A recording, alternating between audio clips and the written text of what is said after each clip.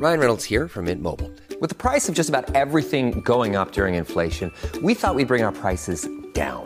So to help us, we brought in a reverse auctioneer, which is apparently a thing. Mint Mobile Unlimited Premium Wireless. How to get 30, 30, bit to get 30, bit to get 20, 20, 20, bit to get 20, 20, bit to get 15, 15, 15, 15, just $15 a month? Sold! Give it a try at mintmobile.com/switch.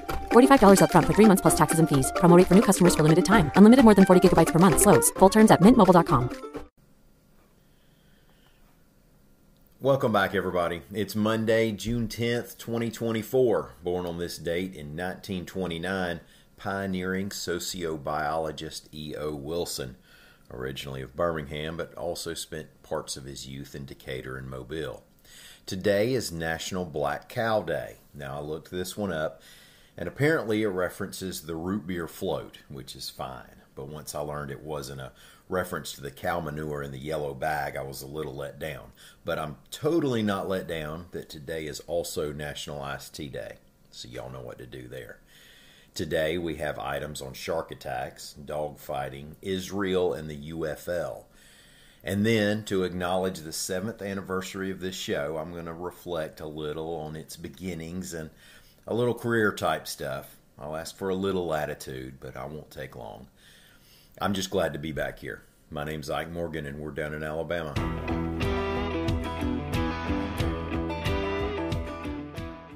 Two of the victims from Friday's shark attacks off Walton County, Florida beaches are Mountain Brook teenage girls, reports AL.com's Elena Bookman.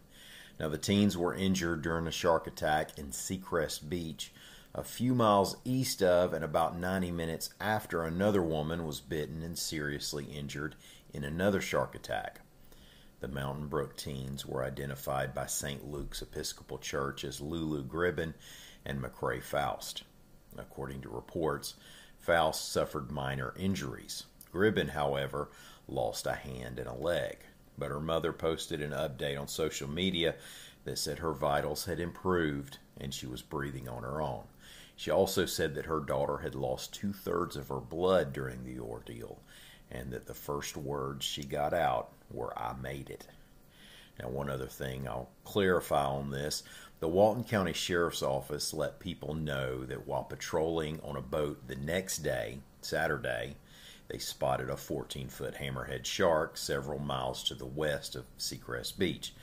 So that's going to show up in reports you see on this story. But that in no way ties that shark to these attacks. It is just an obvious confirmation that there are always plenty of sharks of all kinds in Gulf waters. Hammerheads are not among the most aggressive sharks, so I certainly wouldn't count on that being the species in this case. The Mobile County Sheriff's Office arrested 23 people Saturday morning during a dogfighting investigation, reports AL.com's Elena Bookman.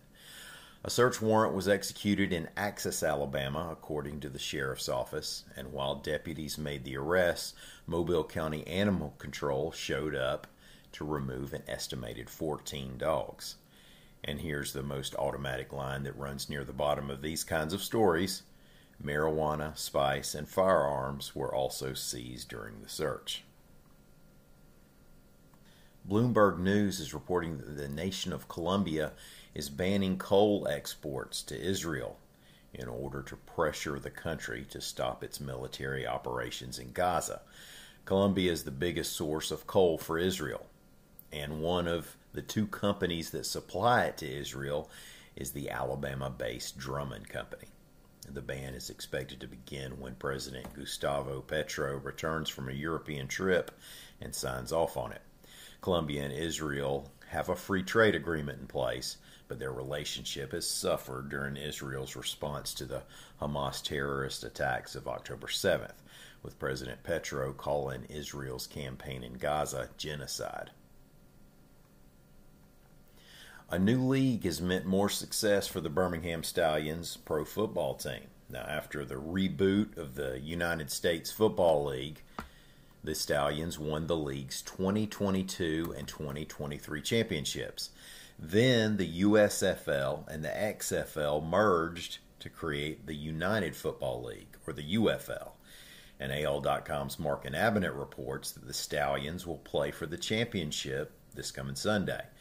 Birmingham beat the Michigan Panthers in a semifinal game, the USFL Conference Championship, 31-18 after trailing 18-3 during the first half. The Stallions' opponents in the title game will be the San Antonio Brahmas, winners of the XFL Conference. Now, in its conference championship game, San Antonio outlasted A.J. McCarron and the St. Louis Battlehawks 25-15. The UFL title game will be 4 p.m. Alabama time Sunday at the Dome at America's Center in St. Louis on Fox. Hey, let's take a commercial break so we can give the driver a raise. Stick around if you can.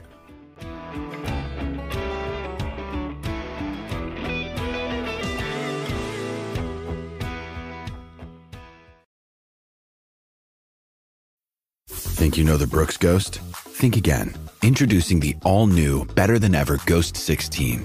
Now with nitrogen-infused cushioning for lightweight, supreme softness that feels good every step, every street, every single day.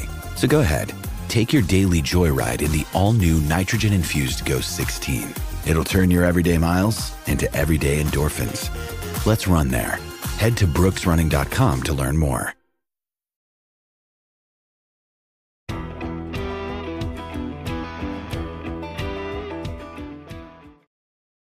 Now, if y'all don't mind, I'm going to be a little self-indulgent a couple times this week, starting now.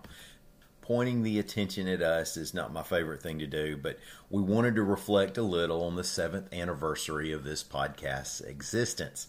The exact anniversary isn't extremely clear because we spent time demoing and soft launching in the beginning, but by this past weekend, we definitely had been publishing for 7 full years. Also, we recently just passed 1,500 episodes that are saved and available on most of your podcast platforms. But we actually published a few hundred more in the early days that were not archived. So we've been around a while, is what I'm saying. And when we started out this thing, it was with strictly the Amazon Alexa device in mind. You're probably not listening on the Amazon Alexa. You might be. But, of course, we've expanded beyond that, and we've grown as some platforms have actually come and gone. Super web producer Brian McAllister, I'm not sure super was in his official title at the time, but that's what I'm going with. He got us built and running back then, and the company needed somebody to read the news who probably wouldn't ask for a raise, so they got me to do it. So at the time, I had been a newspaper guy. I flipped back through my mind to my favorite broadcast voices and pillars of journalism to find styles to emulate. I landed between two of my favorites, the dry Gordon Soley of Georgia Championship Wrestling fame and Waylon Jennings as the balladeer on the Dukes of Hazzard. Go back and listen. Waylon never tried to tell you any bull. Our company, Alabama Media Group, had formed as our print newspapers ended their very long daily publication runs. And since our job was to make the news available to Alabama, we wanted to make the news available the way Alabamians current and future were going to be consuming it. Now that's good news for journalism in the state, but it could be bumpy for former newspaper editors and reporters with a sentimentality for their former place in the world. Now, like a remarkable number of budding newspaper professionals, I showed up to the newsroom on day one to toil for the sports section of a daily newspaper.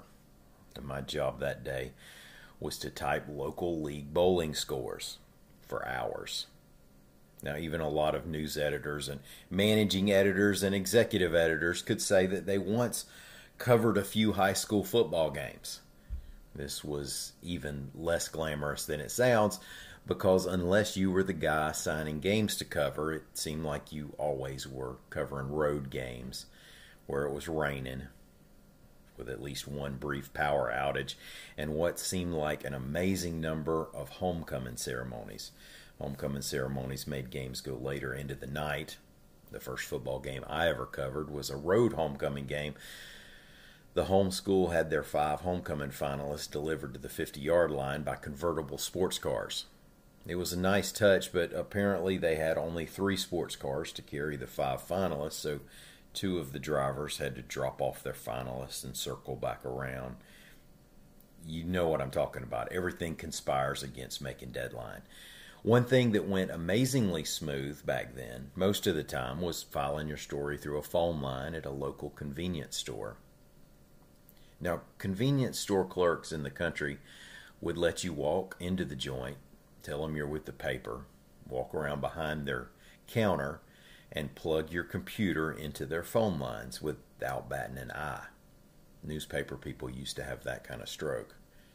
Now, the other reason this process went smoothly was the wonderful invention known as the TRS-80 laptop. Trash 80, folks called it back then, but you could drop one off the top of Bryant-Denny Stadium, and it would still outwork the editorial department.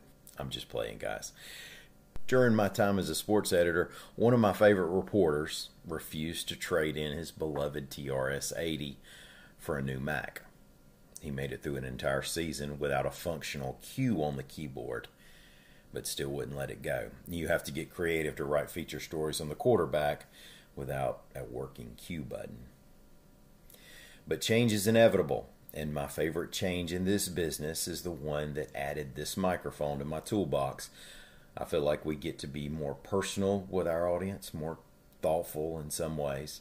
The feedback I get from y'all is more thoughtful than anything I've gotten in my career. So thanks to AMG for letting me do this, to super web producer Brian for making it work, to another former boss, Bob Sims, for telling me to lean into talking just like I do in real life, to Gordon and Waylon and Steve Ellis's laptop, and all of y'all who've been listening from Lookout Mountain to Mobile Bay and the Shoals to the Wiregrass. You can tell that lately we've been trying to add more to many of these podcast episodes, including reports from the field, interviews with reporters, a couple of spoken commentary essay type things from me, and news and review quizzes that people have come on the show to take. Let me know what you think maybe works or doesn't work, or maybe there's something else you'd like to hear us do. I'm at imorgan@al.com on email, and you can find me on Twitter as well. We might have a little fun tomorrow on this 7th anniversary thing, but just like today, no matter what we add or experiment with, we'll give you the news up front. First segment, just like we always do. That's not going to go away. Thank y'all for listening. We'll be back again here tomorrow. Until then, y'all come see what we're doing on the internet at al.com.